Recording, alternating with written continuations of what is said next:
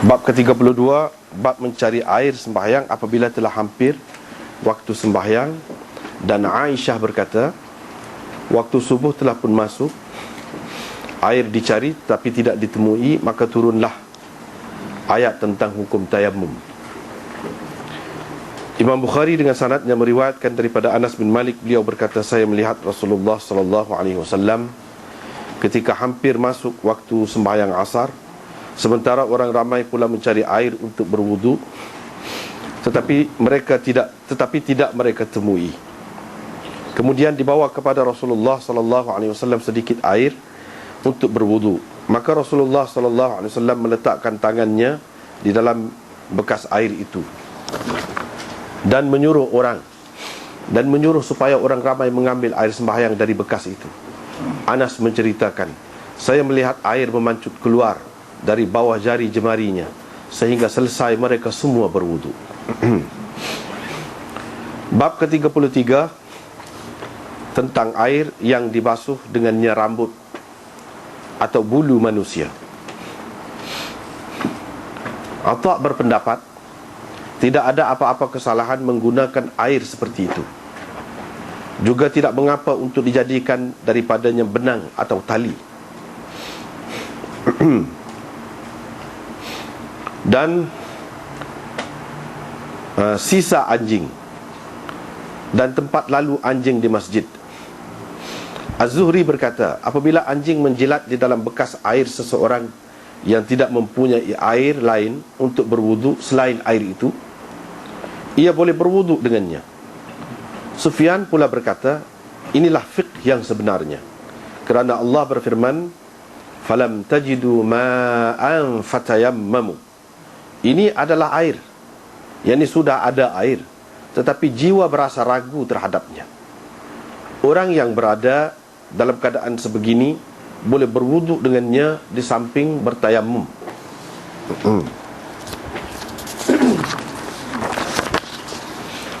Imam Bukhari dengan sanadnya meriwayatkan daripada Ibni Sirin, katanya, pernah aku menceritakan kepada Abidah, pada kami ada rambut Nabi SAW. Kami telah memperolehinya dari pihak Anas atau dari pihak keluarga Anas. Maka berkatalah Abidah, andai kata hanya sehelai saja rambut Nabi SAW itu ada padaku, nescaya ia terlebih baik bagiku daripada dunia, yakni memiliki dunia dan segala isinya.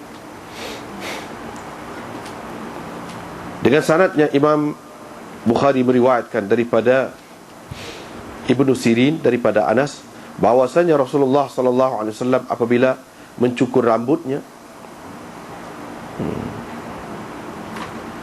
Abu Talhah lah orang yang mula-mula mengambil sebahagian daripada rambutnya itu.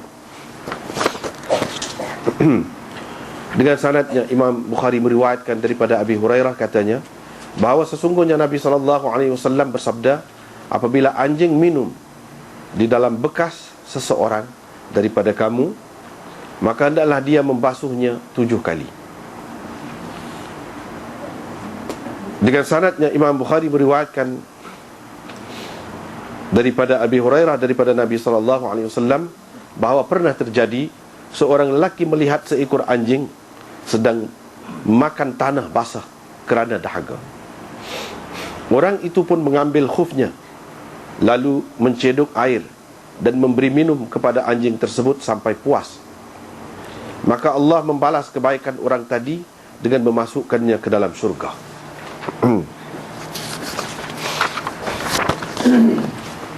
Ahmad bin Shihab berkata, ayahku telah meriwayatkan kepada kami daripada Yunus, seterusnya dengan sanad dia tu, daripada ayahnya Ibnu Umar, beliau menceritakan anjing-anjing selalu kencing dan keluar masuk ke dalam masjid di zaman Rasulullah SAW, tetapi mereka, yakni para sahabat, tidak merenjis atau membasuh apa-apa pun, sama ada tempat-tempat yang dipijak oleh anjing-anjing itu atau tempat-tempat yang dikencingnya. Dengan sanadnya Imam Bukhari meriwayatkan daripada Adi bin Hatim, katanya, Saya bertanya Nabi SAW, maka baginda menjawab, apabila engkau melepaskan anjingmu yang telah diajar, lalu ia membunuh, yakni binatang buruan, maka makanlah binatang itu.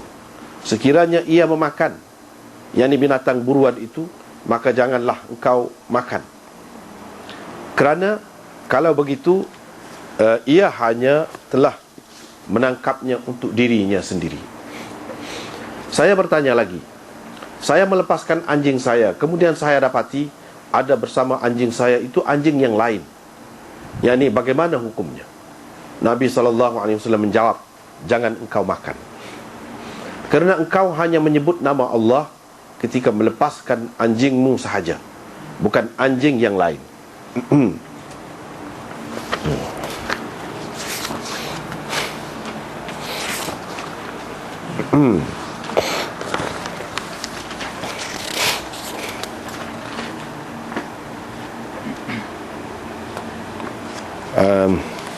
Kita masih lagi dalam bab wudu.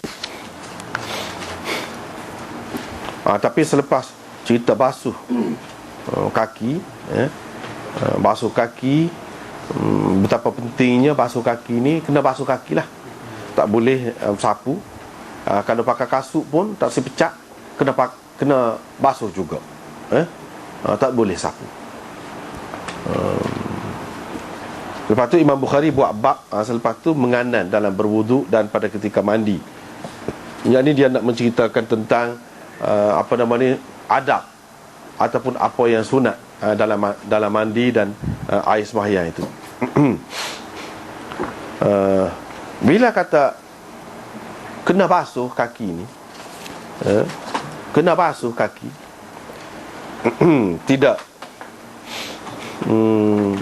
tidak boleh sapu, bermakna air itu akan digunakan lebih banyak lah. Nak berbanding kalau sapu, nak bandingkan dengan sapu. Jadi bila air itu perlu guna banyak, mestilah air yang kita nak buat air sembahyang tu kena banyak lah, tak padan. Kalau ada sikit-sikit, kalau kata boleh sapu, sikit-sikit pun padan dah. Tidak semestilah maknanya kena mengalir air kalau sapu ni. Ada sikit pun pada sapu gitu je, boleh dah.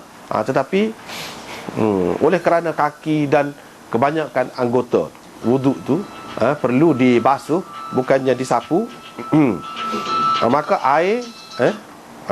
air diperlukan lebih banyak lah. Bila air itu diperlukan lebih banyak, maka kena cari air lah, tak padan sikit lah. Apabila kita nak ambil air sembahyang kan, kena cari air lah. Itulah sebab Imam Bukhari buat bab kena cari air. Air sembahyang. Tapi masalah cari air ni macam masa mana yang perlunya? Masa mana perlu untuk ambil air sembahyang? Itu dia nak buat bab. Maknanya dia berkait dengan air sembahyang lagi. Itu cara Imam Bukhari kan, dia pelik cara dia nampak macam tidak teratur gitu. Baru ni situ, lepas tu cari air pula dah. Cari air. Sebab satunya perlu kan, bila banyak anggota wuduk tu perlu dibasuh, kena banyak lah air. Air ada sekali dengan sahabat tu dalam peristiwa tu. Kalau nak kira sapu, padan dah tu. Tapi tidak gitu. Sebab kaki ni kena basuh, kena carilah air. Cari air ni bila hak wajib atas kitanya. Nak sembahyang kena ada air sembahyang. Air tu kalau tak ada dengan kita, adakah kita kena cari sebelum masuk waktu ataupun selepas masuk waktu? Itu nak cerita. Itu Imam Bukhari nak cerita. Imam Bukhari dalam masalah ni dia serupa dengan Syafi'i juga, iaitu kewajipan cari air ni untuk ambil air sembahyang ni, ataupun untuk mandi junub kalau kita kata, untuk bersuci lah, iaitu apabila masuk waktu sembahyang. Kalau waktu sembahyang tu tak masuk lagi, tak wajib. Gitu, tak wajib. Dan kalau kita tahu tempat tu tak ada air,